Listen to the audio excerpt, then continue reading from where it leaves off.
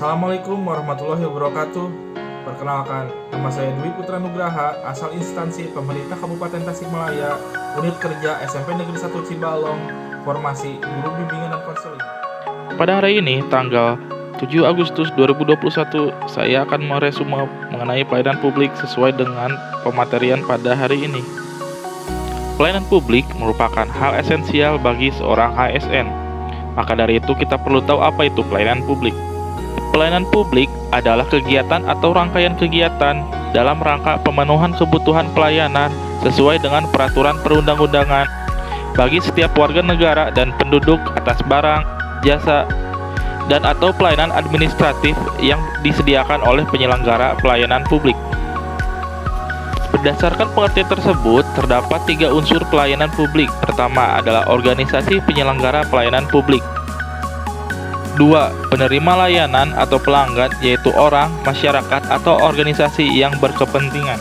3. Kepuasan yang diberikan atau diterima oleh penerima layanan atau pelanggan. Seiring dengan berkembangnya zaman, maka berkembang pula paradigma pelayanan publik. Pertama, Old Public Administration atau OPA. Yang kedua adalah New Public Management atau NPM. Dan yang ketiga adalah New Public Service atau NPS. Menurut OPA, pelayanan publik sebagai semua jenis pelayanan yang diselenggarakan oleh pemerintah. Artinya, semua barang atau jasa publik yang dibutuhkan oleh masyarakat dan diselenggarakan oleh negara disebut sebagai pelayan publik.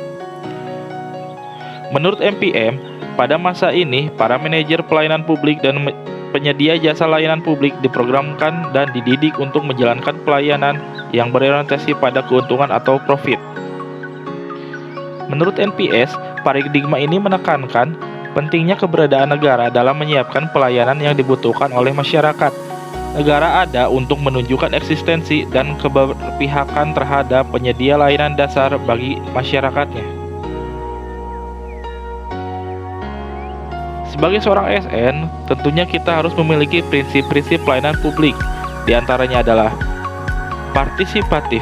Dalam penyelenggaraan pelayanan publik yang dibutuhkan masyarakat, pemerintah perlu melibatkan masyarakat dalam merencanakan, melaksanakan, dan mengevaluasi hasilnya. Yang kedua, transparan. Dalam penyelenggaraan pelayanan publik, pemerintah sebagai penyelenggara pelayanan publik harus menyediakan akses bagi warga negara untuk mengetahui segala hal yang terkait dengan pelayanan publik yang diselenggarakan tersebut, seperti persyaratan, prosedur, biaya, dan sejenisnya. 3. Responsif. Dalam penyelenggaraan pelayanan publik, pemerintah wajib mendengarkan dan memenuhi tuntutan kebutuhan warga negaranya. Tidak hanya terkait dengan bentuk dan jenis pelayanan publik yang mereka butuhkan, akan tetapi juga terkait dengan mekanisme penyelenggaraan layanan dan jam pelayanan, prosedur pelayanan, dan lain-lain. 4. Tidak diskriminatif. Pelayanan publik yang diselenggarakan oleh pemerintah tidak boleh dibedakan antara satu warga dengan warga lainnya. Yang kelima, prinsip mudah dan murah. Prinsip mudah artinya berbagai persyaratan yang dibutuhkan tersebut masuk akal dan mudah untuk dipenuhi. Murah dalam arti biaya yang dibutuhkan oleh masyarakat untuk mendapatkan layanan tersebut terjangkau oleh seluruh warga negara. 6. Efektif dan efisien. Dengan prosedur yang sederhana, tenaga kerja yang sedikit, dan biaya yang murah, merupakan prinsip-prinsip yang harus dapat dijalani oleh pemerintah. 7. Aksesibel. Pelayanan publik yang diselenggarakan oleh pemerintah harus dapat dijangkau oleh warga negara yang membutuhkan. 8. Akuntabel. Semua bentuk penyelenggaraan pelayanan publik harus dapat dipertanggungjawabkan secara terbuka kepada masyarakat. 9. Berkeadilan.